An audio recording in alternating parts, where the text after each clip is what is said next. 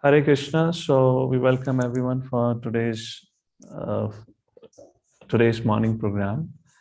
Wherein from today onwards, we are starting with our Bhagavat Life program, which is about studying Srimad-Bhagavatam together. We have already discussed about it in our orientation session on Monday evening. So all of you who are watching it live, who have come online right now, so you know the purpose of this program. So today, as a part of our discussion, we're going to start with Srimad-Bhagavatam, Canto 1 and Chapter 1 overview. I'll offer prayers and then we begin with the program. Om Ajnanatimirandasya Jnananjana Shalakaya Chakshuranmilitam Nena Tasmai Shri Guruve Namaha Shri Chaitanya Manobhishtam Sthapitam Yena Bhutale Swayam Rupa Kadamayam Dadati Swapadantikam Vandeham Shri Guru Shri Juta Padakamalam Shri Gurun Vaishnavamsha Shri Rupam Sagrajatam Sahagana Raghunatham Tam Sajivam Sadvaitam Savadutam Parijana Sahitam Shri Krishna Chaitanya Devam Shri Radha Krishna Padam Sahagana Lalita Shri Vishakhanvitamsha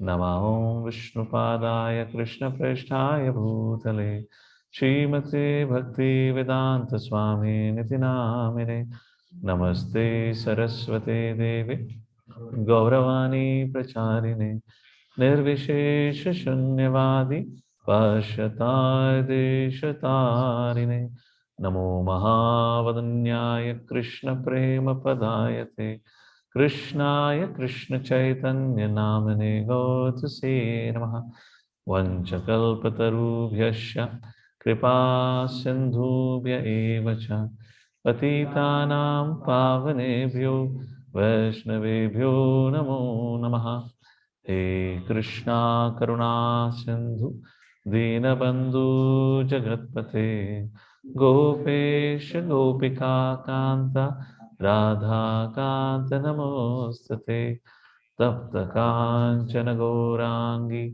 Radhe Vrindavaneshwari Vrishabhanu Sute Devi Pranamami Hari Priye Jai Shri Krishna Chaitanya Prabhu Nityananda Shri Advaita Gadadhar Shivasadi Gau Bhakta Vrinda Hare Krishna Krishna Krishna Hare Hare Hare Ram Ram Ram Hare Hare Hare Krishna. So welcoming everyone once again. So let's begin with our program for today. Hare Krishna. So is presentation visible now?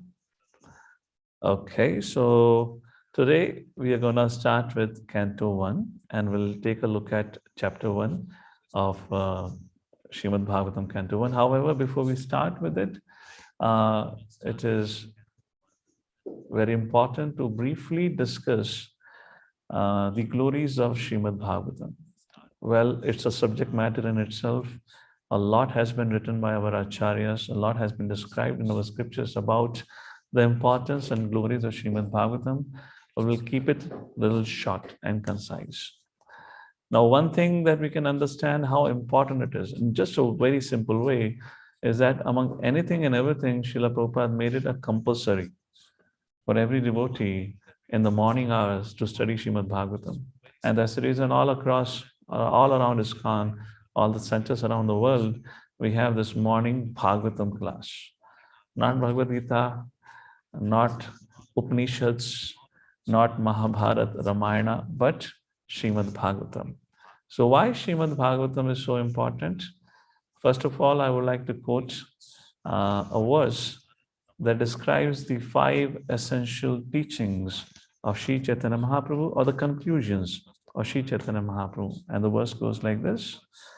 Aradhayo Bhagavan Vrajesha Tanyas Tadhama Vrindavanam Ramya Kachid Upasana Vrajavadhu Vargena Vakalpita Srimad-Bhagavatam Pramanamamalam Prema Pumartho Maham Shri Chaitanya Mahaprabhu Matamidam Tatradharana Paraha. And in this verse, Shri Chaitanya Mahaprabhu's 5 essential teachings are described. The very first line, Aradhyo Bhagavan Vrajesh Tanyas. Who is our Ishta Devta? Lord Shri Krishna. Where does this Lord Shri Krishna resides? That's the second point. Tadhama Vrindavanam. Not Dwarka, not Mathura, not Kurukshetra. Where does he reside? Vrindavan Dham. So first, our Ishta Devta is Lord Shri Krishna. Dham is Vrindavan. Ramya Kachit Upasana Vrajavadu. What is the mode of worship that we follow? We follow in the footsteps of Vrajavadhu, the gopis of Vrindavan. That is our mode of worship or upasana. Then there are so many scriptures. Which is the most essential scripture for the devotees of the Lord? Or which scripture actually teaches about the Supreme Personality of Godhead, about the mood of the gopis, and describes the glories of Vrindavan? Both the ways we can take a look at it. And that is Srimad-Bhagavatam Pramanam Amalam. That is Srimad-Bhagavatam. And what is the goal of life? The goal of life is Prema Pumartho Mahan. Shri Chaitanya Mahaprabhu Matamidam Tatradha Napara.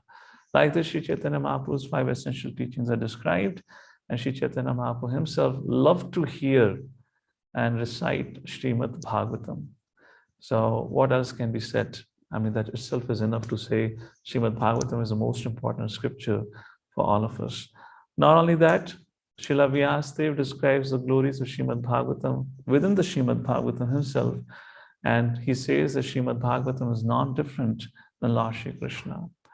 Krishne swadhama upagate dharma jnanadibhi saha kalunashta drshamesha puranarko dunoditaha.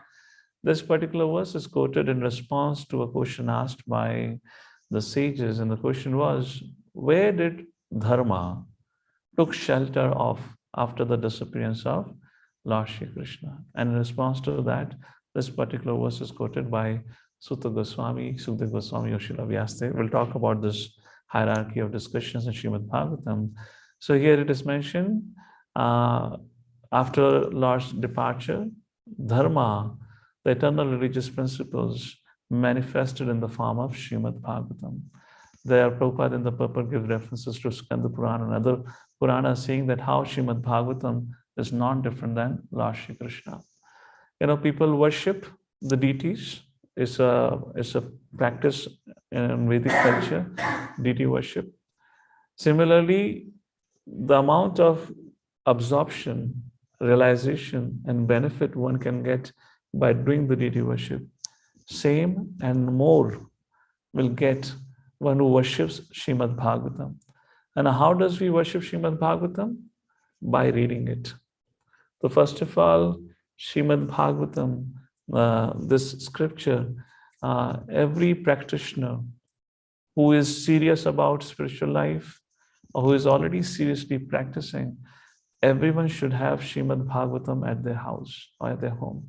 Only when we have the Grantha, then only we'll start reading it. That's the very first thing. And second thing, it is not different than the Lord. So when you bring Srimad-Bhagavatam at your house, you're actually bringing Shri Radha and Krishna at your house. It's like almost, not almost, it's like deities. And how we worship them? By reading them. Not only that, I'll just quote one more shlok describing the glories of Srimad-Bhagavatam. This comes from the 11th canto of Srimad-Bhagavatam, and it is described, 12th canto of Srimad-Bhagavatam, and it is like this.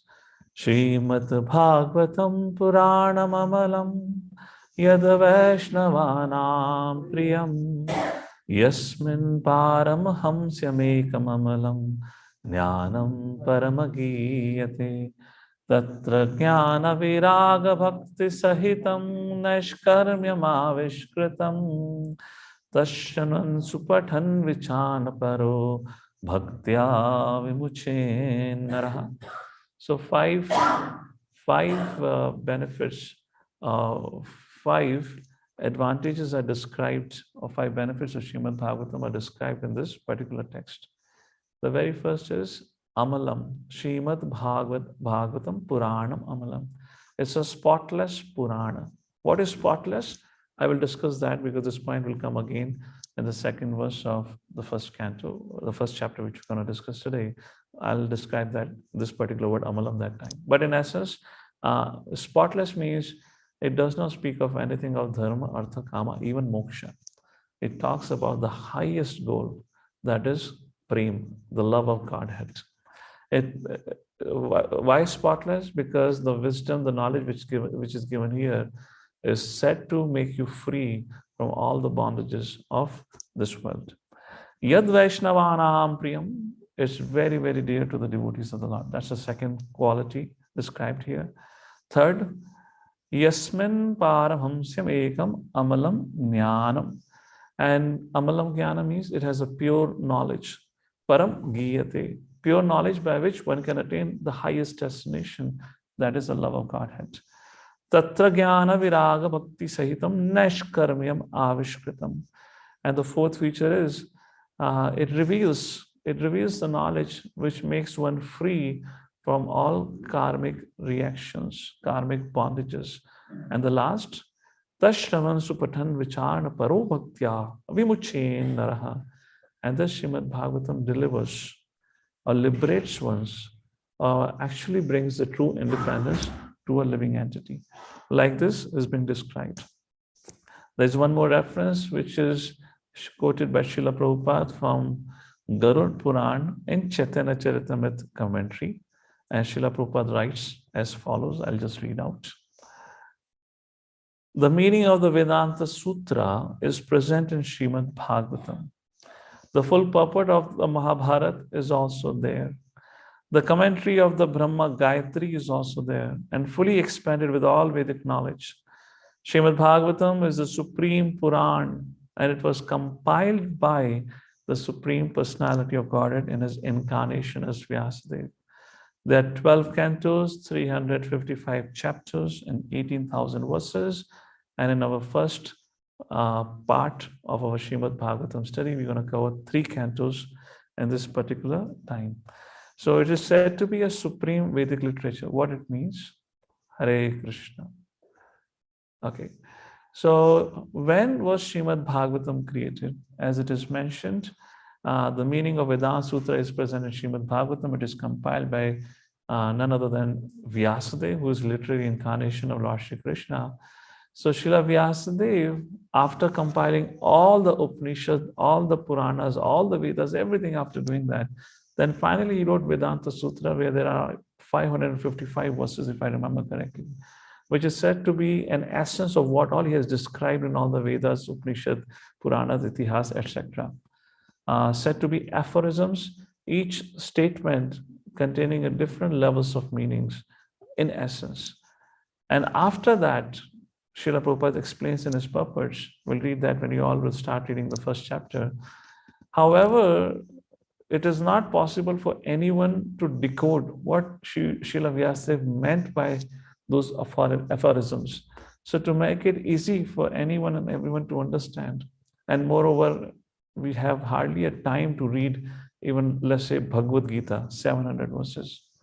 So what will read all the scriptures, and how would we decode those complicated aphorisms which Srila Vyasadeva compiled or he wrote? Therefore, he gave a commentary to what called as Srimad-Bhagavatam on Brahma Sutra, which is also called as Vedanta Sutra. In essence, this Srimad-Bhagavatam is the last literature composed by Srila Vyasadeva. That's why it is said to be the most ripened fruit of Vedic knowledge, which was written by Srila Vyasadeva in his most mature state of realization. And that is why Srimad-Bhagavatam is said to be the supreme, most Vedic literature. So This Vedic scripture, Srimad-Bhagavatam, has been present or available to all of us for all these years, centuries, decades, whatever you want to call it, in the millenniums, in Sanskrit language. How many of us here know Sanskrit language? Raise your hand. Okay, those of you in case even know Sanskrit language, just let you know, the scholars say that this Srimad Bhagavatam, the language, the Sanskrit language which is used here, is very complicated. It is not an easy thing. So even somebody who is a Sanskrit learned, well versed in it, he really cannot understand or translate its proper meaning. So this Srimad Bhagavatam is easily available today to all of us, to all the people of this world in all the languages, literally all the languages, by the grace of His Divine Grace, A.C. Bhaktivedanta Swami, Srila Prabhupada. So before we embark on this journey of reading Srimad Bhagavatam in our respective languages, I wanted to take a moment and honor our sincere respect to Srila Prabhupada, who, when he embarked on his maiden trip to America on Jaladuta, he boarded that Jaladuta with two things with him. Of course, there were some clothes and some cereals and some money, 40 rupees approximately. But two main things with which he boarded the Jaladuta, that was his shelter, that was his cane to move forward. What was that? One was his bead bag. That represented a strong faith in the chanting of the holy names of the Lord, because he didn't know what's going to happen. And he was the first person to cross over the ocean, which is not allowed in the scriptures for sannyasi, but he did so as an instruction of his spiritual master. And the second thing that he was accompanying or that he was carrying with him was the copies of Srimad Bhagavatam. He had just some time ago given a commentary to the first canto Srimad Bhagavatam, and he had hard copies of it, which he was accompanying, taking along with him to America for a book distribution, in other words. So Srila Prabhupada had a very staunch faith, which means strong faith in the chanting of the holy names of the Lord and Srimad Bhagavatam. And this whole ISKCON, the foundation of it is these two principles. Our morning program begins with chanting and it concludes with Srimad Bhagavatam class. That's some substance of a devotee's life. So with that, offering our sincere respects to Srila Prabhupada, seeking his blessings that we can speak and discuss something on Srimad Bhagavatam. So let's begin with giving a brief overview of Canto 1. What is the Canto 1 all about? It has 19 chapters. The first chapter begins with a conversation between Shaunakadi Rishi and Sutta Goswami. I'll share the details as I come to the chapter. Where Shaunakadi Rishi, who have assembled at a place called as Naimisharanya, they asked Sutta Goswami, who they have chosen as their leader. Sutta Goswami was present in the assembly when Sukdev Goswami spoke the message of Srimad Bhagavatam to Parikshit Maharaj. And Sukdev Goswami heard Srimad Bhagavatam from his father, Srila Vyasadeva. And Srila Vyasadeva was given this inspiration of Srimad Bhagavatam by Narada Muni. And Narada Muni got that inspiration and knowledge from Brahma. From where did Brahma got it? We'll talk about it in a short while. So Shaunakadi Rishi asked Sutta Goswami 6 questions, whose answers were given by Sutta Goswami or are given by Sutta Goswami in second and the third chapter. This is how your first 3 chapters are. First chapter have 6 questions, and second and third chapter gives answers. Sutta Goswami speaks, gives answers to those 6 questions. Then the 4th chapter comes, where now Shaunakadi Rishi asks 3 questions, and answers to these 3 questions forms the remaining chapters of the first canto, which means from the 4th chapter up to the 19th chapter. What are the 3 questions? First of all, the 4th question was, what is the history of Srimad Bhagavatam? Whose answer is given by Sutta Goswami from 4th chapter to the 6th chapter. And while discussing the history of Srimad Bhagavatam, he talks about Srila Vyasadeva and Narad Muni, and very beautiful narration of Narad Muni's past life is given. After that, the 5th question, which was asked by Shaunakadi Rishi, was about Parikshit Maharaj's birth, his activities, and the circumstances that led to his renunciation. At a young age, being an undisputed king of the whole world, he gave up his royal patronage, his family, his comfort, everything, and went to the forest. Why? Why would Parikshit Maharaj do so? What circumstances led him to do that? That was a question, which is answered by Sutta Goswami from approximately 7th chapter up to the 18th chapter, where while describing this birth of Parikshit Maharaj, Sutta Goswami begins to speak from the end of the war. And literally discussion goes up to the last parva of Mahabharata. I'll briefly speak about Mahabharata also, just to let you know how it is interrelated. And the ninth question, which means the third question now in the series, is about Sukdev Goswami. Sukdev Goswami's qualities and how Sukdev Goswami was received by the residents of Hastinapur, and how Sukdev Goswami and Parikshit Maharaj met, which is answered in the 18th and the 19th chapter. So this is how your overall the first canto of Srimad-Bhagavatam looks. So now when you have a high level overview, it will make it easy for you to understand and read the first canto. So during this course of discussion, we'll also let you know how the verses are connected to each other and how each chapter is connected to each other. So it will become like a story for you. You'll not feel like disconnected, and becomes easy. So just to give you a little bit about how Mahabharata is interrelated with the first canto of Srimad-Bhagavatam, Mahabharata has 18 parvas, which can be divided into 3 sections: pre-war, during war, and post-war. So up to the 5th parva is pre-war, and then from 6th up to the 10th parva is about the war, whereas Saptika parva, and then from 11th parva up to the 18th parva is post-war. So when Sutta Goswami begins to answer about Parikshit Maharaj's birth, he begins his narrations which are described in the 10th parva of Mahabharata, Saptika parva. So from 7th chapter up to the 18th chapter of first canto Srimad-Bhagavatam, you'll get a summary study of the major elements which are described in Mahabharata from 10th parva up to the 18th parva. Like that, in summary format, this whole story, different stories are described. How the Pandavas' sons were killed, how Ashwathama was punished, the prayers offered by Mother Kunti, the disappearance or departure of Bhishma, Bhishma's Stuti, Lord Shri Krishna's departure from Hastinapur, the feelings of Vipralamba experienced by the residents of Hastinapur, and Lord Shri Krishna's arrival at Dwarka, the feeling of Sambhog experienced by the residents of Dwarka, and then Vidura returning back, chastising Dhritarashtra quitting home along with Gandhari, and then Pandavas leaving, Swarga, Mahaprasthānika Parva, Sargarohan Parva. Of course, Sargarohan Parva is not discussed, and along with that, Lord Shri Krishna's departure from this world is also briefly discussed. Like that, the first canto of Srimad-Bhagavatam looks. So let's come to the first chapter, first verse. The first chapter has 23 verses, and we'll spend some time on the first 3 verses of the first chapter, which are generally addressed as invocation, auspicious invocation. And this first 3 verses are very, very important. Rest of the verses are the 6th question. We'll spend some time on that also. So first 3 verses, what they do talk about? The very first verse establishes the Supreme Personality of Godhead. Many times people have a doubt about the word Bhagavan. So the first verse answers us very clearly. So you want to pay attention to it and study the purpose carefully. Second verse, as part of the invocation, talks about the glories of Srimad-Bhagavatam. And the third verse talks about, in other words, the third verse invites the readers to relish the rasas, the highest rasas offered by Srimad-Bhagavatam. And that's how it again glorifies Srimad-Bhagavatam. So let's begin with the first verse. Om Namo Bhagavate Vasudevaya.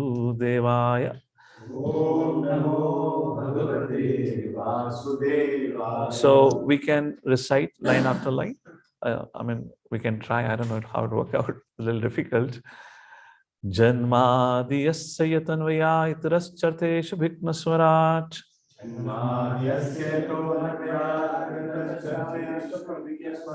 Tene brahmadyadika vimuhyanti yat surya. Tejo vari madan yatha vinimayo yatroti sargo mrasha.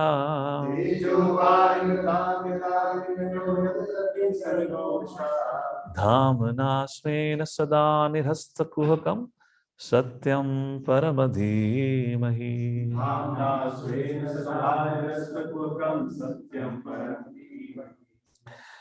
So it is described that how Bhakti Siddhanta Saraswati Thakur once spoke for 1 month only on this verse. And probably his classes were not like 1 hour class that we are doing. His classes used to be for several hours.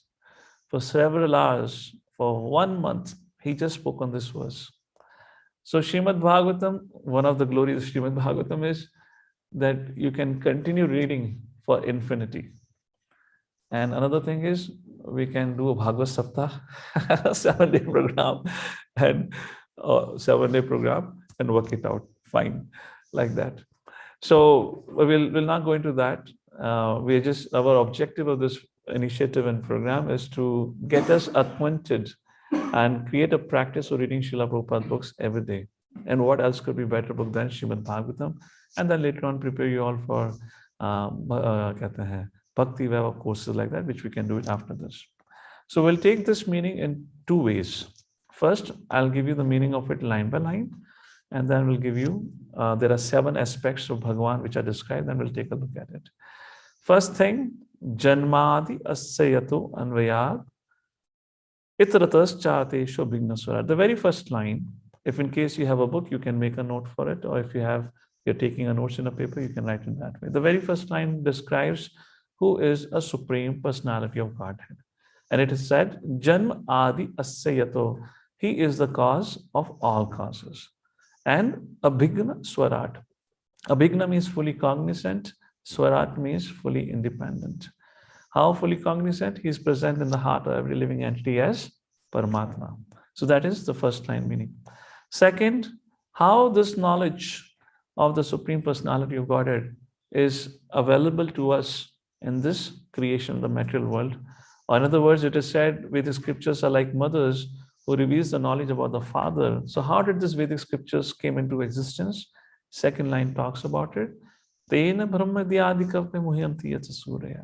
Where it is described that Lord Krishna, first of all, who is the Supreme Personality of Godhead? Janmadi Asriyata. The Bhagavan, definition of Bhagavan is given. Prior to that, we saw Om Namo Bhagavate Vasudevaya. मैं प्रणाम करता हूं भगवान वासुदेव. कौन है वो? वसुदेव के पुत्र. कौन है वो? भगवान श्री कृष्ण. अब ये शास्त्र का ज्ञान या हमें भगवान का ज्ञान कहां से और कैसे प्राप्त होता है? वैदिक शास्त्रों से. वैदिक शास्त्र कहां से आए हैं? ब्रह्मा जी के द्वारा. तो ब्रह्मा जी को ये ज्ञान कहां से प्राप्त हुआ? दूसरी लाइन में कहा गया तेन ब्रह्मदि आदि कव्य. भगवान श्री कृष्ण ने ये ज्ञान, oh, this is English, right? Sorry. So Lord Shri Krishna revealed this knowledge in the heart of Brahma, like that. Then third line describes that how this wisdom or the knowledge of the Supreme Personality of Godhead or the personality of the personality of Supreme Godhead even bewilders the best of the sages. It is not that by one's mundane effort and struggle we can understand the glories of the Supreme Personality of Godhead. So even the best of the sages are bewildered by the Lord's energies. And the fourth, where does the Supreme Personality of Godhead resides? In the Dhamna Srena Sada. Where does he reside? He resides in his eternal spiritual world. Like this, these 4 things are described. Who is the Supreme Personality of Godhead? What is the definition of word Bhagavan? Second thing, how did we got this knowledge about the Lord? It was revealed by the Lord himself, and that got manifested as Vedic scriptures. Just like I said, Krishna spoke to Brahma, revealed to Brahma. Brahma gave that knowledge to Narada. Narada gave that knowledge to Vyasadev. Vyasadev to Sukdev Goswami, Sukdev to Parikshit, and to the whole assembly where Sutta Goswami was present, and Sutta Goswami gave it to the sages of Naimisharanya. Like that, a parampara has, or disciplic succession has come. And third, everyone is subjugated by the energies of the Lord. Swarat, when Krishna is said to be Swarat, means nobody is greater than the Lord. Everyone, even the best of the sages, are bewildered by Lord's energies. And the fourth, Dhamna Srena, where does the Supreme Personality God resides? In his eternal spiritual world. So in the very first verse, 4 essential facts or truths are established. Now let's take a look little more in details. This one verse has 7 aspects discussed here about the Supreme Personality of Godhead. Very first aspect, Janma Adi Asya Yatoh. So he is the cause of the whole creation. Not only cause of whole creation, is the cause of all causes. And we'll try to see each of these aspects which are discussed in this from the perspective of Bhagavad Gita. Lord Shri Krishna says in Bhagavad Gita, Aham sarvasya prabhum matha sarvam pravartate iti matva vajanti mam buddhavava samanvitaha. 10th chapter, 8th verse. I am the cause of everything. I am the cause of all creation. And 7th chapter, 7th verse, Krishna says, Mataha parataram nanyat kinchidasti dhananja. There is no truth superior to me. I am the absolute truth. So Janmadi Asayata, he is the cause of all causes. Then second thing, Anvayat itarataras charthishu abhigna swarat. Lord Shri Krishna is directly or indirectly fully cognizant. Abhigna. How fully cognizant? First of all, directly, indirectly. Directly in the sense, Lord is present in the heart of every living entity as Paramatma. Therefore, Lord Shri Krishna mentions, and it is also said indirectly. What directly, indirectly means?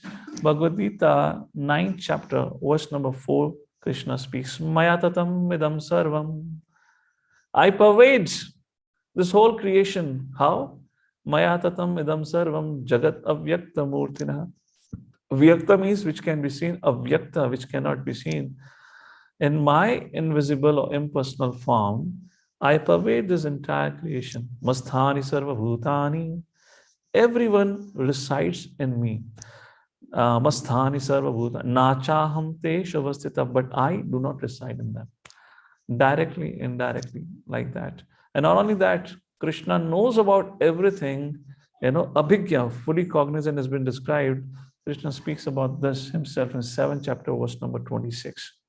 Vedaham samati tani vartamani charjuna bhavishyani cha bhutani mam tu vedana kashyana. Hey Arjuna, I know about the past, present, and future of every living entity, but no one knows about me. Like this, Krishna is Abhigya. And then Swarat. Swarat is the third aspect which is mentioned, which means fully independent. You and I, none of us are independent. None of us chose our parents. None of us chose our intelligence. None of us chose our gender. We are dependent because we are bound by the modes of material nature. The modes of material nature, they puts a condition around us. We are like a puppet in the hands of the puppeteer, which are the modes of material nature. But Krishna is beyond the modes of material nature. In fact, Krishna says, Devi Esha Gunamai. This is my energy. Mama Maya Duratya. You cannot transcend it. 7th chapter, verse number 14. Only Krishna is fully independent. Prabhupada gives a beautiful explanation in his purport, so that when you all read it, you'll get more understanding on it. So, while discussing about this point, I just realized first canto particularly is very nectarian, very, very wonderful, because it's filled with many, many stories.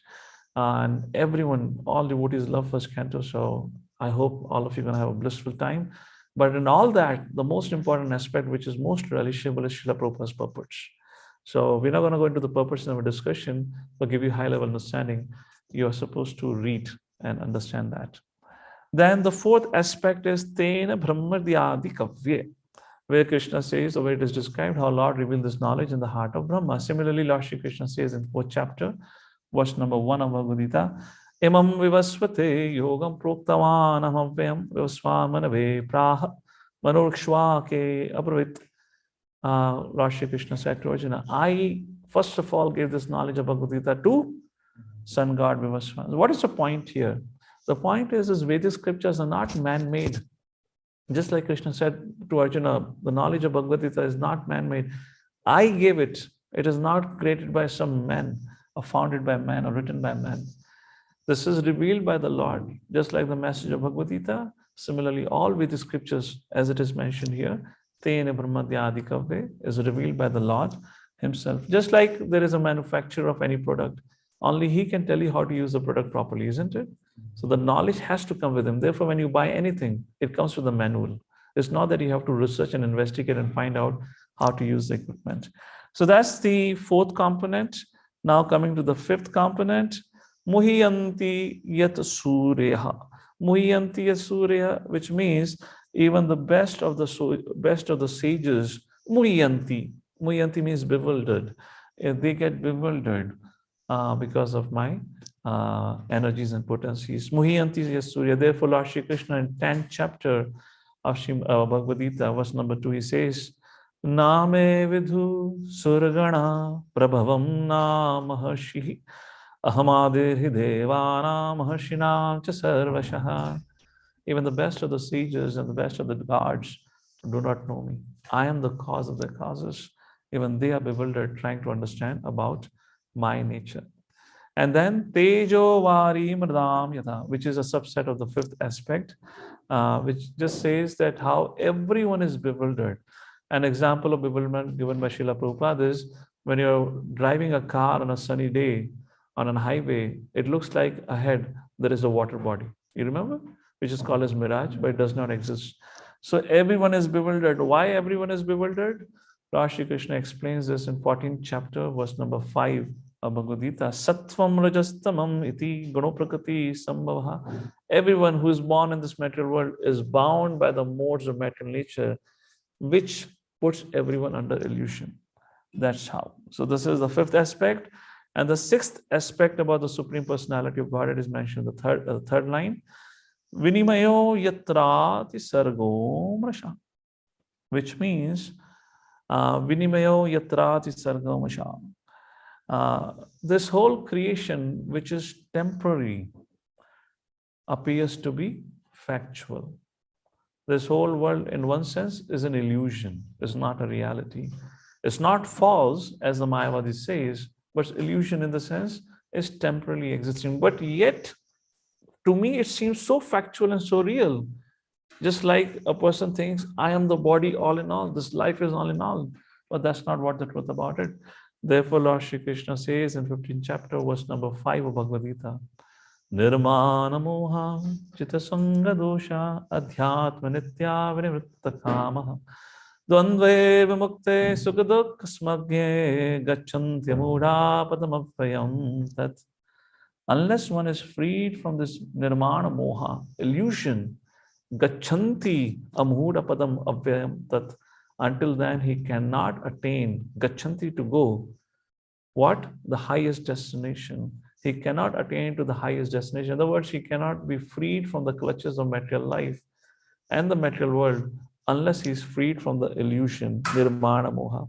And what is that highest destination, which is described in the last line, which is the seventh aspect of this verse? Dham nasvena sada nirastha kuhakam, which means the Lord eternally resides in a spiritual world, as Lord Shri Krishna says in the 15th chapter, verse number 5. Na tadabhasate suryo na shashankana bhavaka yat katvana nivartante. Tadhama, that dhama, paramam mama, that's the highest abode in this whole creation. Like that, the verse 1 describes the seven aspects. Let's go to the verse 2 now. Dharma projita kaitavatra paramo nirmasaranam satam Vetyam vastavam atra vastu shivadam tapatrayanamulanam Srimad-Bhagavate Mahamuni Krite Kim va paririshwaraha Sadhyo hritya varudhyatra katibhi sushrubhish tashana. So this verse describes the glories of Srimad-Bhagavatam. So the very first verse said, Supreme Lord, describes about the Supreme Lord. Now, how do we understand about the Supreme Lord? The second verse answers, Srimad-Bhagavatam is that literature.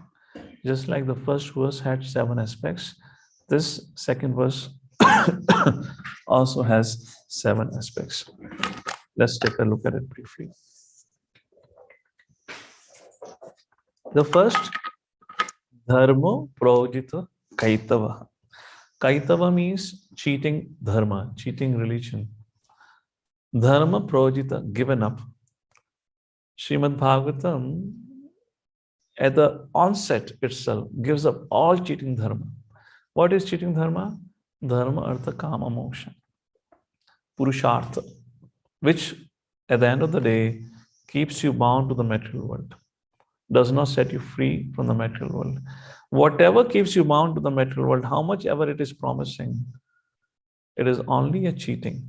Just like Bhagavad Gita says, karma, akarma, vikarma. Karma, vikarma, for example, let's say. There is pious activity, karma, sinful activities, vikarma, and activities which do not yield any reaction is called akarma, which is devotional service, which sets you free from this material world. So karma is pious, but from the wisdom of Bhagavad Gita, even pious activity is impious. Why? Because it forces you to take birth again. And whenever a living entity has to take birth again, although even to reap the pious results, he has to undergo the four eternal problems of life. What is that? Birth, old age, disease, and death. So one is not freed from it. Therefore, it is called cheating dharma. So Bhagavad Gita ends with Sarva Dharman Parityajamamekam Sharanam Vraja, which is like is an instruction. Arjuna, do it. And here Bhagavatam says it is already done. You are entering, it means it is already done. And what is the qualification of an individual to receive this, the highest knowledge? That is the second aspect of this verse, described as, okay, first of all, first is dharma projita katava. The second aspect is paramo. What is the word paramo means? Which propounds the highest truth. Just like Bhagavad Gita says, Rajvityam, Rajaguyam, Pavitram, Vidamuttamam. So this Bhagavatam explains about the highest truth. What is that highest truth? It has three subject matters to discuss only. Bhakta, Bhakti, and Bhagwan. This is the only subject matter of Srimad-Bhagavatam. Srimad-Bhagavatam, you'll find stories of the perfected beings. The philosophy of life is in Bhagavad Gita. The one who practiced that philosophy and perfected their life are mentioned in the pages of Srimad-Bhagavatam. Many of them, or some of them, were common day men or women like you and I. But because they followed the teachings of, let's say, Bhagavad Gita and Srimad-Bhagavatam, they attained the highest perfection of life. So that is Paramo. That is the Paramo Gyan which is described. Now, what is the qualification to understand it? Nirmat Saranam Satam. One should be non-envious. Just like Lord Shri Krishna, Arjuna was wondering, my dear Lord, why are you choosing me to receive this knowledge, which you gave to Sun God Vivaswan? And 4th chapter, verse number 3, Krishna says, because you are a friend and you are non-envious. You do not envy me. That's the point here. That's the third feature. And then the fourth, Vastavam Vastu. Vastavam Vastu Shivadam. Matlab kya hai? The wisdom of Srimad Bhagavatam helps to distinguish between illusion and reality. Just like we were speaking on the orientation day, that how the wisdom of Bhagavad Gita actually tells us what is the highest good or benefit of human form of life. It teaches us about how the life in this world is actually full of sufferings. Unfortunately, we are living a life of a camel. What is a camel? This is mentioned in the second canto. Camels finds its joy or happiness in chewing what is called as thorny bushes. Now, what gives them pleasure in the thorny bushes? There is nothing. When he chews the thorny bushes, those thorny bushes pierces his tongue and the mouth and the blood oozes out. He is tasting his own blood and finding it happiness. That is the nature of happiness in this world. So like that, Vedyam Vasam Vasta Shivadam, it distinguishes the reality from illusion and brings auspiciousness in the life of everyone. Then the fifth aspect, Tapa Trayana Moolanam, which means it sets you free from the Adhyatmika, Adhibhautika, Adhidaivika kleshas. Coming to the sixth, Mahamuni-krite, Srimad-Bhagavatam Mahamuni-krite. Who is Mahamuni-krite? Is Srila Vyasadeva. This is compiled by Srila Vyasadeva and is foremost and advanced and mature realization. And the seventh is Ishvaraha. Ishvara Sadhya Hridye Avarudyate. One who regularly, faithfully, attentively studies the message of Srimad-Bhagavatam. Actually, Srila Prabhupada in the sixth purport, you will find Prabhupada says that what is more important, hearing or reading? Prabhupada says Shravanam is more important. So it's our request for all of you who have signed up for this program, who all of you are so sincere that you have taken a time out to read every day. Please do hear to this orientation or overview classes, because Shravanam is very, very important, and then reading becomes more relishable and it goes in the right direction. Sadhya Hridya Vrudate, who regularly hears, recites, and reads Srimad-Bhagavatam, the Supreme Personality of Godhead gets captured in the heart of that devotee. And that is the glories of Srimad-Bhagavatam. 7 aspects we discussed like this. And now coming to the third invocation mantra, which is an invitation for all of us to read and relish Srimad-Bhagavatam. And what is the third verse talk about? Nigamakalpataro galitam phalam shukamukadamrtadravyatam pibata bhagavatam rasamalayam muhuraho rasika bhuvi bhavukaha. Nigama refers to Vedic knowledge. Kalpataru refers to the tree, wish-fulfilling tree. Here, the Vedic scriptures are compared to a tree. And not only ordinary tree, wish-fulfilling tree. Why? Because Vedic scriptures, Prabhupada writes in the purport to this verse, Vedic scriptures are the source of all knowledge. Metallurgy, physiology, psychology, chemistry, biology, even the spiritual science, everything is given through Vedic scriptures. This is a different thing. Modern scientists take credit for themselves for everything, but more or less everything is found in Vedic text. So it's a kalpataru. Whatever we want to know, it fulfills the desire. But something is interesting which is mentioned after the first 3 words. Nigama kalpatarur galitam phalam.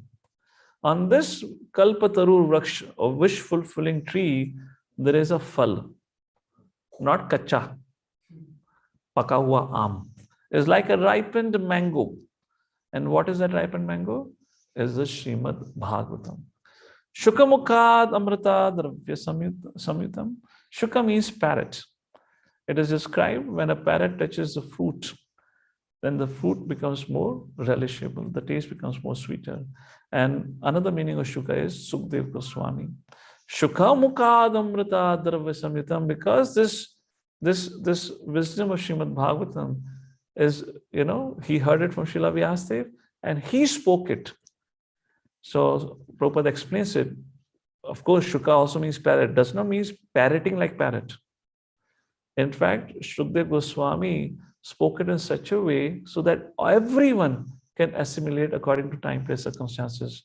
Therefore, it is said, because we heard it from Shukdev Goswami, it has become more nectarian. Pibata Bhagavatam Rasamalayam is like a nectar drink, which you drink.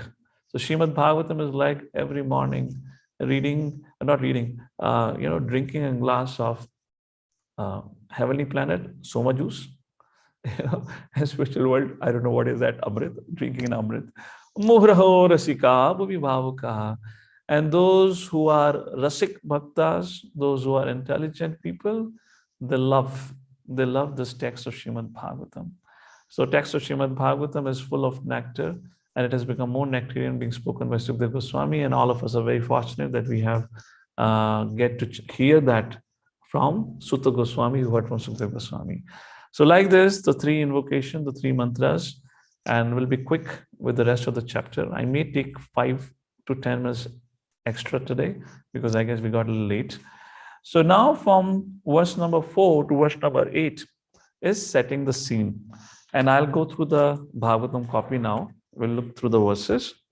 In text number 4, so text number 4 to 8 setting the scene is where and how the Srimad-Bhagavatam was spoken again.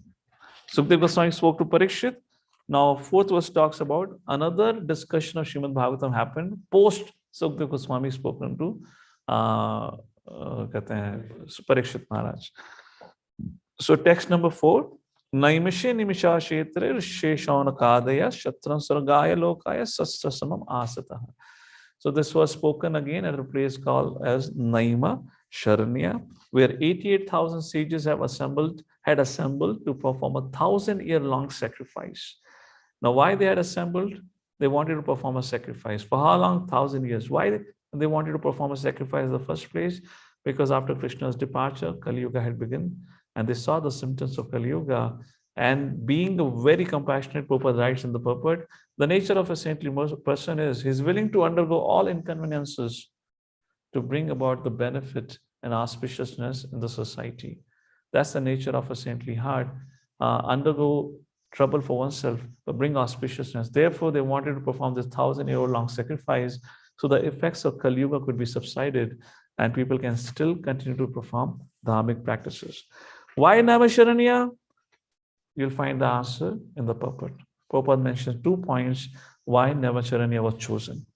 Moving to the 5th verse, where it is mentioned that how after performing their morning duties, they sat together now and they selected a leader among themselves known as Sutta Goswami. I've already spoken of Sutta Goswami. He was a student of Sutta Goswami, and they gave him a Vyas Asan, an elevated seat representing Srila Vyasadeva.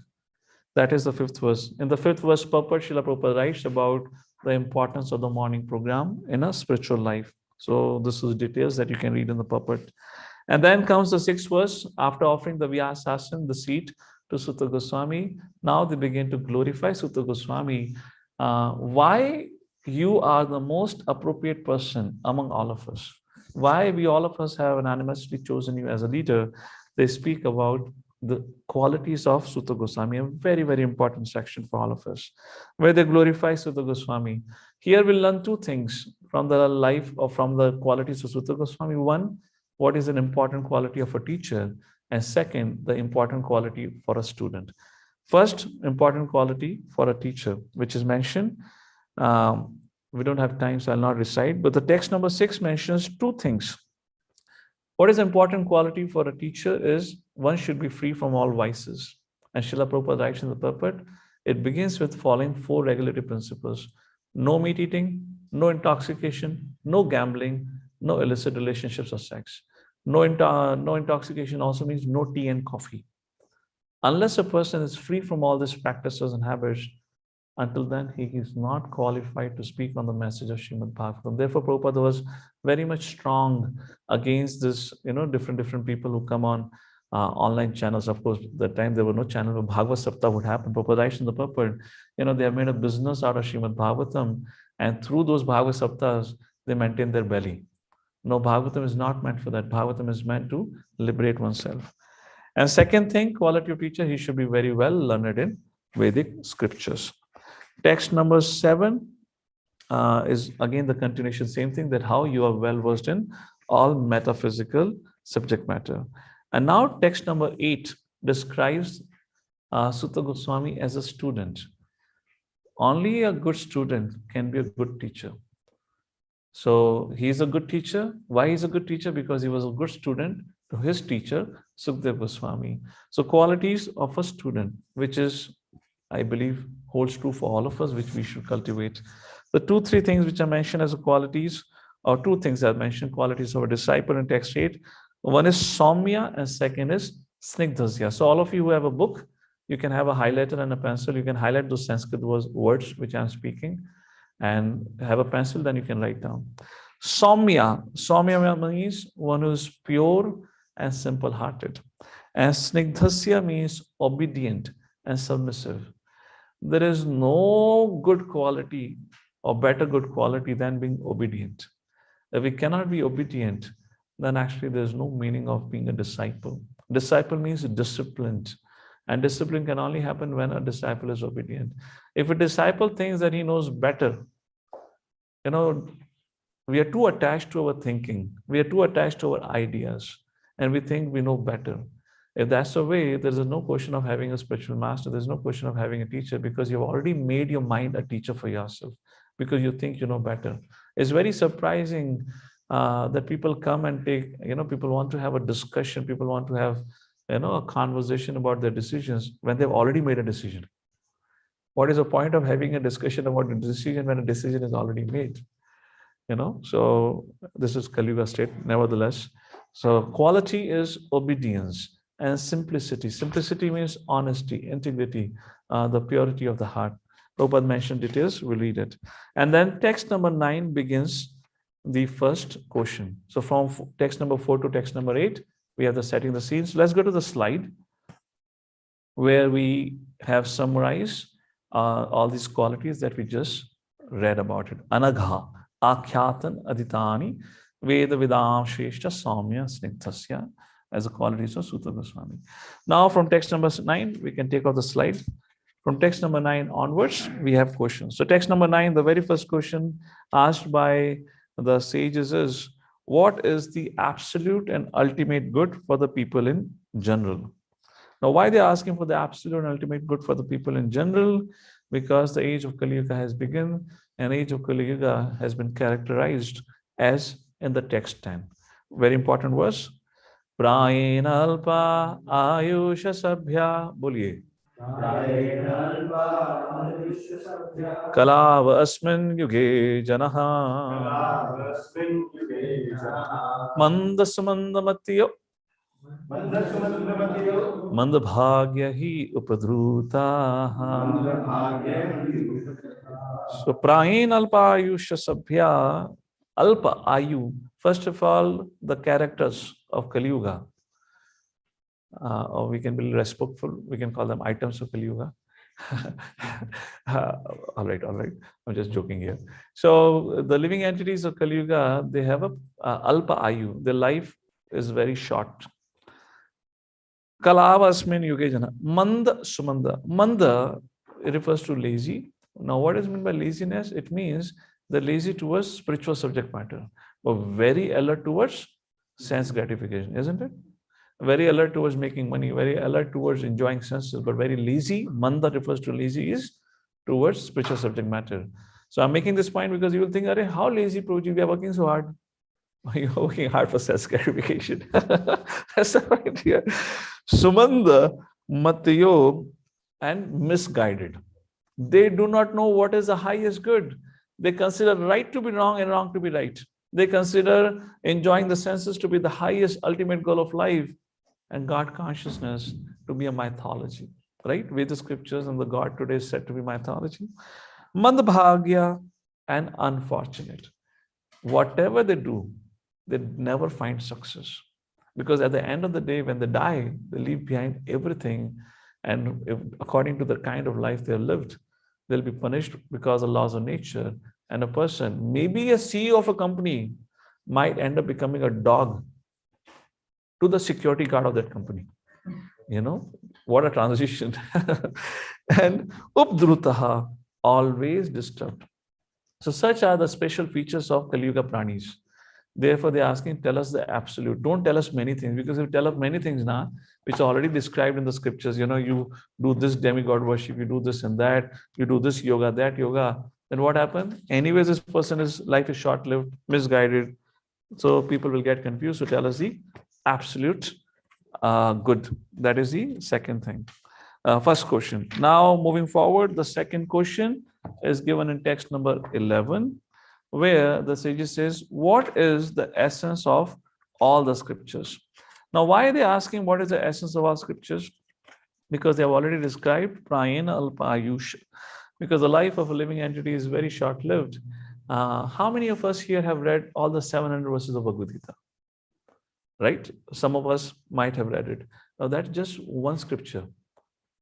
There are hundreds and thousands. Actually, there are 100 crore verses in our scriptures.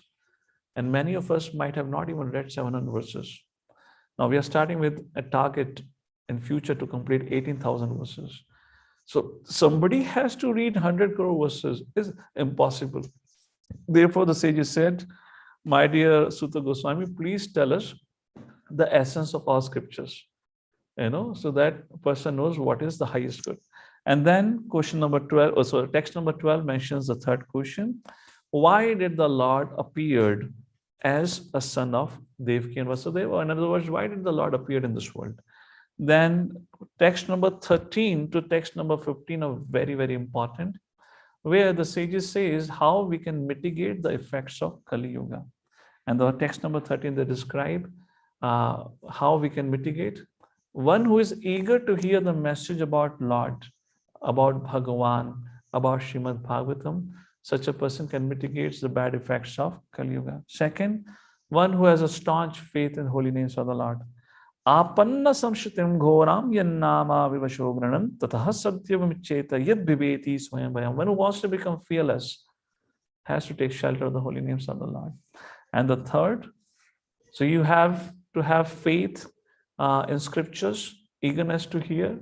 Second is we should have faith in chanting of the holiness of the Lord. But it all would be fruitful. It all would be fruitful only when you have the opportunity for sadhu sangha. Srila Prabhupada was asked, in fact, he writes several places, why he created ISKCON. He says, I created ISKCON to create sadhu sangha.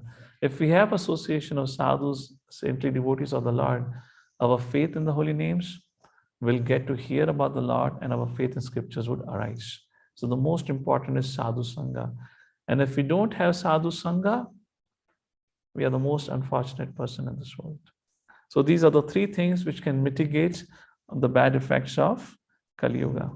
And then the fourth question comes in the 17th verse, where they asked about the pastimes of the Lord in his Purusha avatar. And the fifth question comes in the 18th verse, where they asked about the pastimes of the Lord in Leela avatar. So there are 6 kinds of avatar: Purusha avatar, Leela avatar, Guna avatar, Manvantara avatar, Shaktiavesh avatar, and Yuga avatar.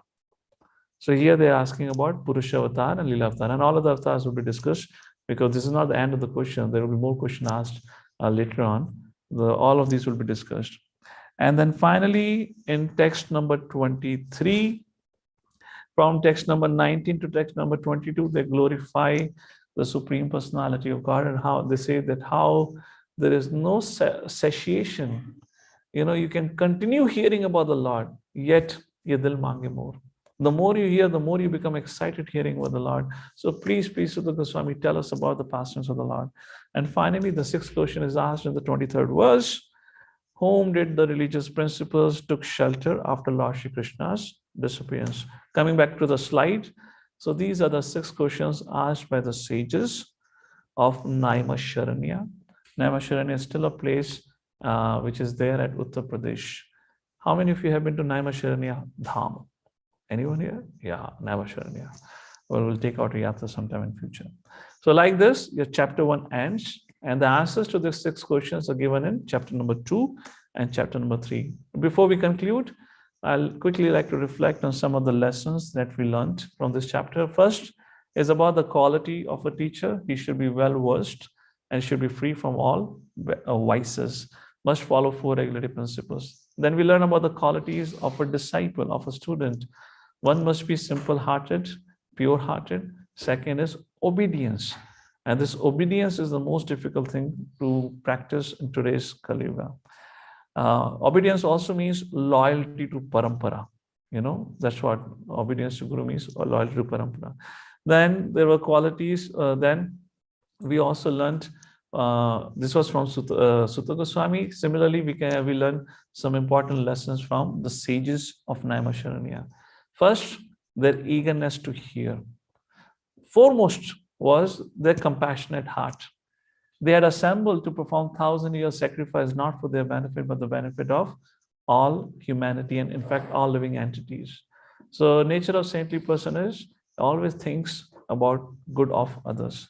Second thing, we learn about their eagerness to hear. So this desire to hear about the Lord is very, very important. And this desire itself can actually set us free from the ill effects of Kali Yuga. Along with that, we also saw they had a great faith in hearing from great souls. They asked the Goswami, and also they had a great faith in chanting the holy names of the Lord, and also great faith in the holy associations of the Lord. Like this, chapter 1 teaches us some important qualities, being a student and a disciple. And with this, our Srimad-Bhagavatam begins. In essence, the Canto 1 overview can be seen as follows. First is a prelude, invocation, a definition of Bhagwan, then glories of Srimad-Bhagavatam, and an invitation to relish Srimad-Bhagavatam. And then 4 to 8 verses was setting the scene, where and how this Bhagavatam was spoken for the third time. And then 9 to 23rd verse describes the 6 questions asked by the sages, where they also described about the characteristics of Kali Yuga people. With that, we conclude for today. But before that, we'll take a quote from Srila Prabhupada. A quotation from Srila Prabhupada. This is from the first canto, first chapter, verse number 2 or 3. I just put it a few minutes before, so I forgot to add the reference, but you'll find this in your reading. Prabhupada says, Srimad-Bhagavatam is meant to be heard from the beginning. Those who are fit to assimilate this work are mentioned in this shloka. One becomes qualified to hear Srimad-Bhagavatam after many pious deeds. The intelligent person with thoughtful discretion can be assured by the great sage Vyasadeva that he can realize the Supreme Personality directly by hearing Srimad-Bhagavatam. Without undergoing the different stages of realization set forth in the Vedas, one can be lifted immediately to the position of Parahamsa simply by agreeing to receive this message. Once again, my heartfelt gratitude to all of you, and also wish to thank each one of you, congratulate each one of you for showing your deep interest, sincere desire to read Srila Prabhupada's books and also to study Srimad Bhagavatam. As Prabhupada says, one who shows eagerness to receive this transcendental message, Srimad Bhagavatam, can bring us to the stage of Paramhamsa. So that's it for today. Thank you all for joining us for today's Bhagavatam first chapter overview class. Hare Krishna.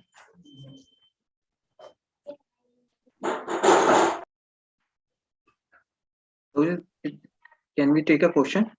Yes, we will have some questions. So just for everyone's knowledge, as such, our session now has ended because we decided to have it for 1 hour. So in case anyone has any other commitments, they can leave. But we'll have another 20 minutes to 30 minutes question answers. I'm available for that. Those who want to ask a question. All right, Shikhar Prabhu? Okay, Prabhuji. So I can see there's one user who posted this question. Pune Camp Sunny. Hare Krishna. What is Gayatri Mantra reference and why Gayatri Mantra important for us? Please explain. This is in first canto, first chapter, first verse. Yes, we started reading. When you read, you'll get the answer for it. I'll not discuss this point of time. We'll discuss ahead. Srila Prabhupada will describe about it. Now, Gayatri Mantra, I'll just give 1 or 2 points about it.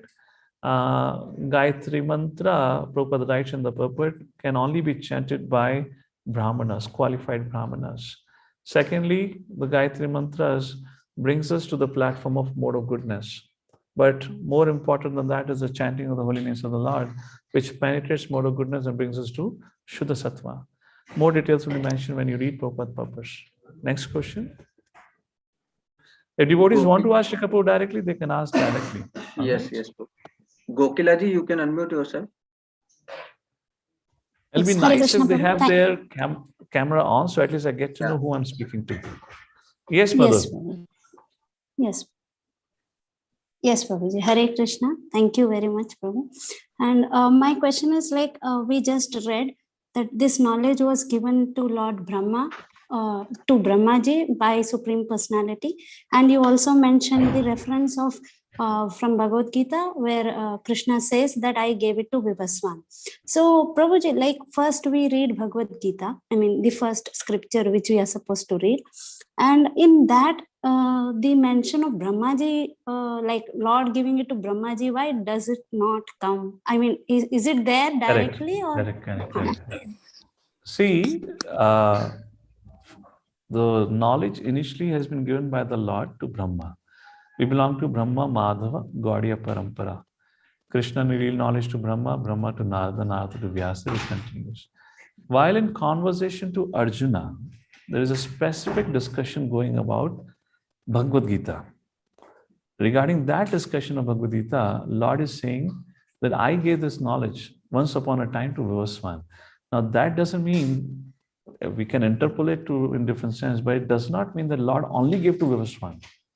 Now, we are living in this world for a long time. Now, approximately the duration of this world is around 170 trillion years right now, the duration of this creation. So in this, to imagine in 170 trillion years, Lord only gave once to Vivaswan is not factual. So Lord appears once in the day of Brahma, which means every day of Brahma, Lord appears, and Lord appears himself once and in many incarnations to reveal this knowledge. So when Krishna said, Arjuna, I gave this knowledge before to Vivaswan, it's just one reference Krishna is mentioning, does not limit to that. And what Krishna is speaking of, what is mentioned, Tene Brahma Adi Kavya, is all Vedic knowledge was revealed in the heart. Now, the subset of that Vedic knowledge is Mahabharata, and within that Mahabharata is Bhagavad Gita. So Krishna is saying, I spoke Bhagavad Gita to Vivaswan. So that doesn't mean because Krishna, you have already spoken to Brahma, how dare you speak again? You should only speak once. You should not speak again. You know? So you're getting a point? So that's how it is, Madan. Okay? Yes. Yes. Hare Thank Krishna. you. So actually someone asked me this question. I also, like at that time, because this is a very common, very prominent verse of Srimad-Bhagavatam, because we have heard it many times. So I could reply, but because even Srila Prabhupada quotes different scriptures in his purports. So we have to take it together. But if I get a chance, I'll ask some elderly Vaishnava, then maybe I get the answer perfectly. Yes, thank you very much, Prabhu. Hare Krishna. Hare. Okay, next is Murari Adhikari ji. You can take your question. Hare Krishna Prabhuji, Dhanavad Pranam. Hare Krishna. So in these Bhagavatam classes, we will be guided how to read and how much we're gonna read. So for that one, I probably need to contact with our coordinator. Is that correct? First question. Say that, Murari, again.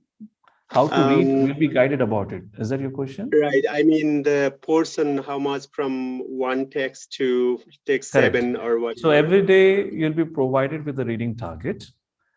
Right. And we have kind of estimated that will take on an average 40 minutes. Those who have a good reading speed can finish in 20 minutes. Those who are a little Right. slow may go up to 40 minutes, like that. So if you mark 40 minutes in your schedule from now on, you can very easily finish and stay on top of the target. Okay. Okay. My little bit confused and not getting the meaning of the text one. It says, Tejo bhari mridam yatha binimayo yatra trisargo mrisa. So what that trisarga stand for? Would you please That I have to- clarify that one for me? 1 second. I'll just pull out the word by word meaning, what Prabhupada said. We actually explained you the whole thing, right? Did you join a little late? No, I came on See, time. Tri Sarga Mrashaha. We're talking about that how this material world seems to be factual, but it's Right. not factual. Tri Sarga, it is nothing but a creation of the three modes of material nature. Why it's What are those why it modes? is What are those modes? Sattvagun, Rajagun, Tamaguna. Oh, those are okay. Okay. Okay. Those okay. Got it. Got it. Okay, Got we it. discussed Thank that in you. Bhagavad Gita. Hare Okay. Krishna. Even the second part said that tapatrayun mulanam means those Adi Atmika, tapatra. Adi Bhautik, Adi Daivika Klesh, Adi Atmika because of one's mind and body, Adi Bhautika because of the living entities, Adi Daivika because of natural disasters, or Daivika because of higher powers. All right, Murari Prabhu? Thank you very much. Hari, Thank you Hari. very much. Feeling blessed. Thank you. Okay. So next is Manju Bhai. Before I take another question, Shikaru, I just want to add something which will be helpful unless somebody has a question on how to read. Just want to share 1 or 2 points of it that will help. See, how many of you have experienced, let me see if I can see our viewers here. How many of you have experienced when you read, let's say you're reading one particular verse and there is a 2 pages long purport. How many of you have experienced that when, by the time you finish the purport, you forget what was the verse about? Raise your hands, please. So, Prayin Alpa Ayusha Sabya Kala Vasmin Yogejana, that's an evidence, okay? So how do we deal with this problem? How do we rectify it? So you're gonna take a pen and a highlighter, pencil and a highlighter. Whatever important lines you find, you highlight. Now, when you read a paragraph, please give it a heading. When Prabhupada is very systematic and has a particular message to deliver through every purport that he has. So every purport goes in a flow. So when you read particular paragraph of the purport, you'll find there is something which is coming out very strongly as a message. So write down as a heading, Krishna is Supreme Personality Godhead. 3 modes binds us. Chanting Hare Krishna liberates us.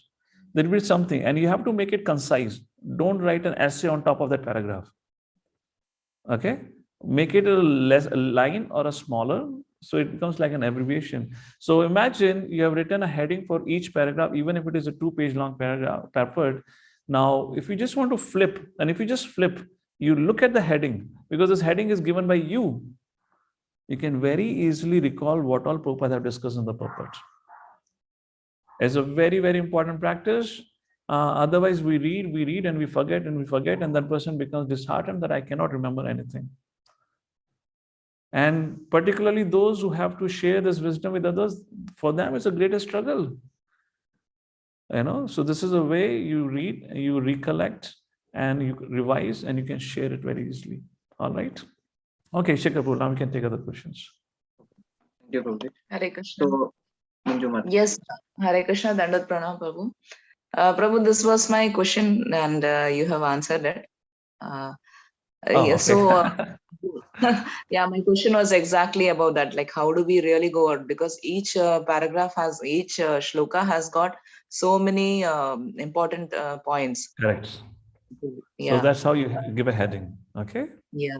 Prabhuji, and one more thing is I'm not able to actually get into this registration part. It's not getting through. I have spoken to Kamalangi Mataji or some Mataji is there. So they'll help you out. They'll get back to you, or they'll connect you with our registration team.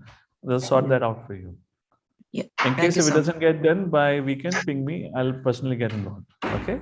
Yes. Hare Krishna. Dandat Pranam. Yes, mother. Hare Krishna. Thank you. Revati Mataji, you may proceed with your question. Revati Devidasi ji, are you still there? Shikapur, if there are any questions on the chat here or elsewhere, Yes. then we can take them. Yes, Prabhu. Okay. So next is Vedehi. Hare Krishna, Prabhu. Is that true that Gayatri Mantra should not be chanted by the ladies?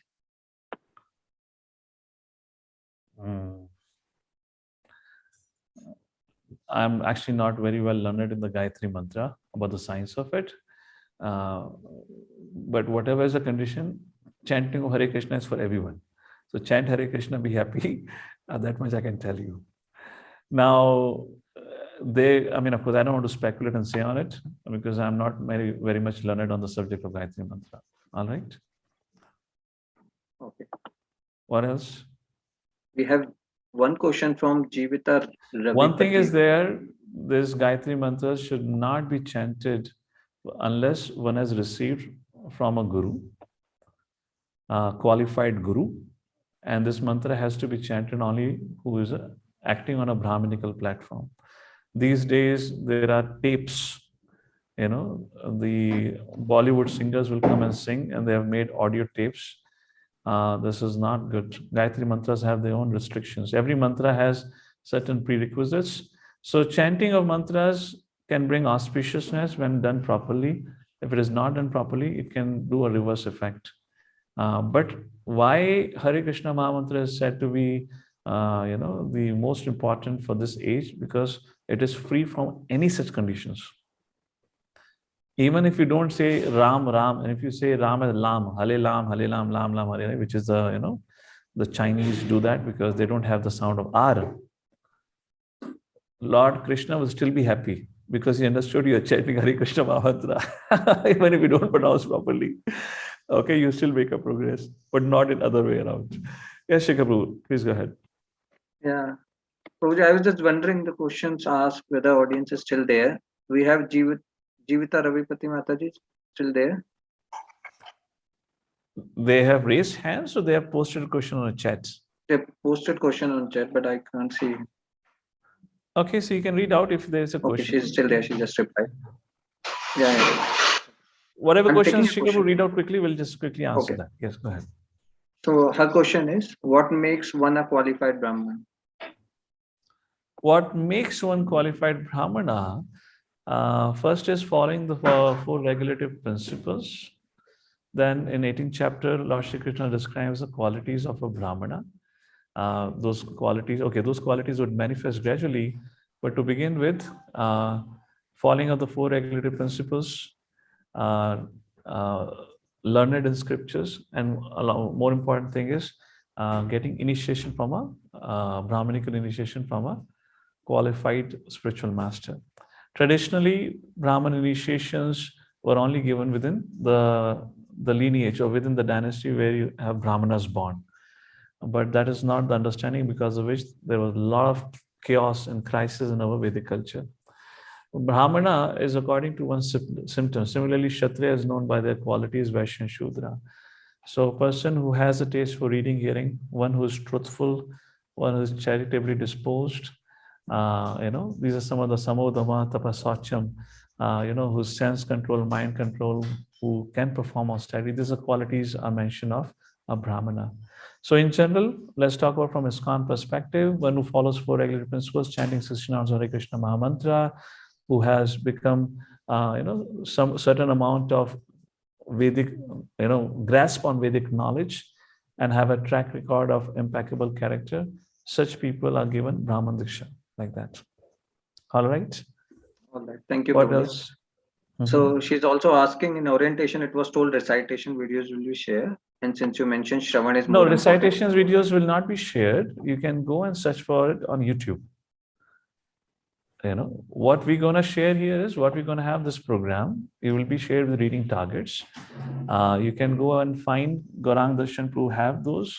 I believe he has a website, or on the YouTube you can find. There you can find it. Otherwise, whatever important recitations are there, we'll be doing that during the class. Okay. overview class. All right. Anything else, Shikhar Prabhu? Yes, the one question from Rajiv Chaudhary ji.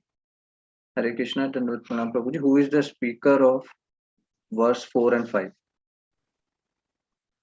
So here, this is written by Srila Vyasadev. Srila Vyasadev ji is writing, and particularly the verses 4 and 5, it is explained by Srila Vyasadev.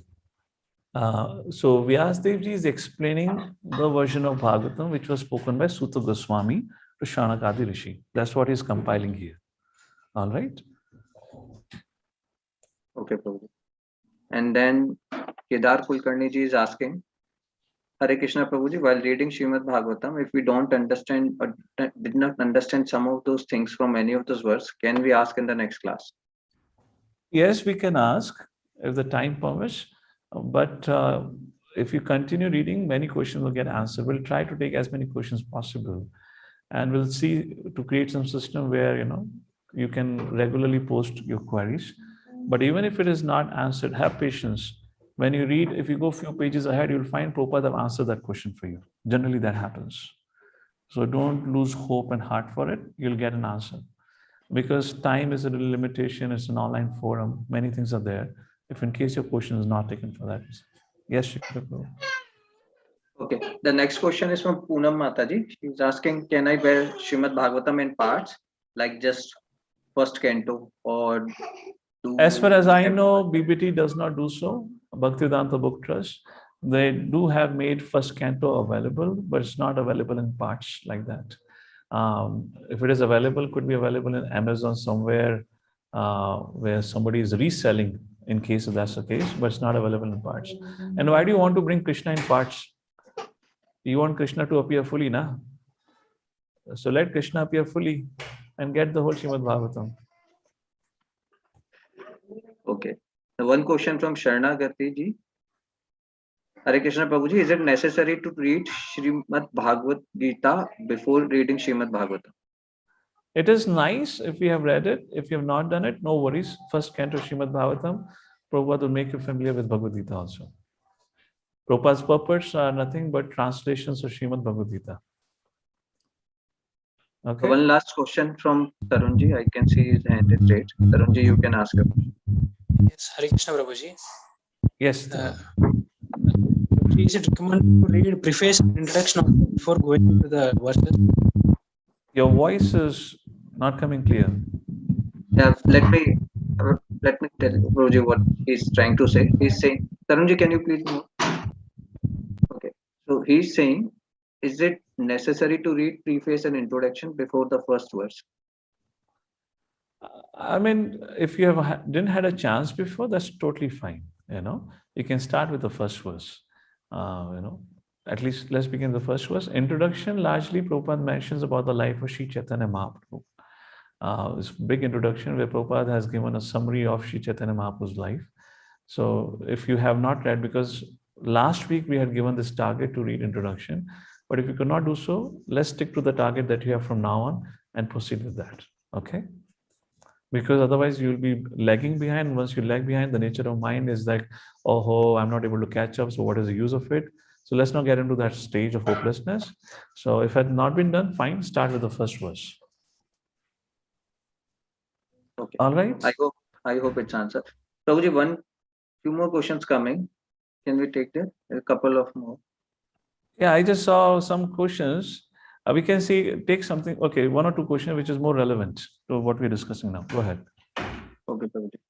So this question from Manju Mataji again. Prabhuji, are we going to have a small subgroups for readings? We are thinking on it, but we'll start it only after 2 or 3 weeks. Because after 2 or 3 weeks, we'll have actual size of sincere practitioners or readers. Because, of course, I'm not saying anyone is not sincere. What I meant to say is many have taken it, but we want to see some commitment from our readers before we get into making groups, because it will be a good amount of organization. So when we see our readers and participants are serious about it, then we're going to go and create these groups. For myself, I had thought to give a target for 1 month. Let's see how many of our readers are able to continue for one month with us. After that, we're going to create subgroups. Okay. Imagine if we create subgroups from now, we do so much organization and management behind it, and half of the groups get closed because people could not continue for whatever reason, whatnot. So first of all, show your sincerity, and then further things would be arranged. That's the point. Okay. And the last question from Vishibhya Malik ji. Hare Krishna Prabhuji, Dandvat Pranam. How we improve our bhakti? Associate with devotees, read Srila Prabhupada books, chant 16 hours of Hare Krishna Mahamantra attentively, preferably in the morning hours. Eat only Krishna Prasadam and regularly render devotional service is a simple formula given by Srila Prabhupada, given by Srila Rupa Goswami in Bhakti Rasamrita Sindhu, which Srila Prabhupada would emphasize quite often, is the way of making advancement in Krishna consciousness. All right, it's 9:33. So thank you all for joining in, and it's a working day. So we can't extend it beyond time. So we'll meet you all on next Friday for the second chapter. And next week, the speaker would be His Grace Revati Prati Prabhu. He'll give you the overview of second chapter. Until then, we hope all of you would remain enthusiastic and would read the chapter 1. Hare Krishna. Jagadguru Srila Prabhupada ki, Srimad-Bhagavatam ki. Jai. Thank you, Prabhuji. Thanks everyone for Thank you, joining. Prabhuji. Hare Krishna. Thank you, Prabhuji. Thank you, Prabhuji. Thank you very much. Hari Bol. Thank you, Prabhuji.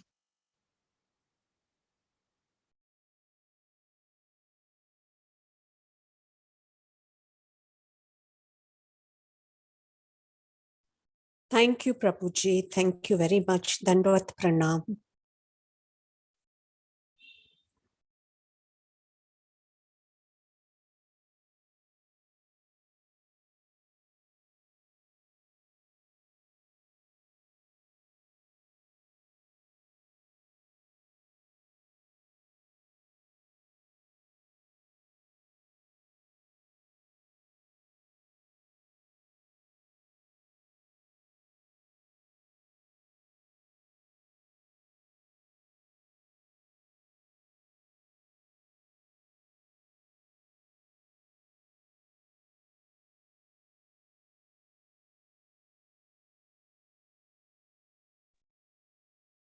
Thank you, Prabhuji. Hare Krishna. Dandavat Pranam.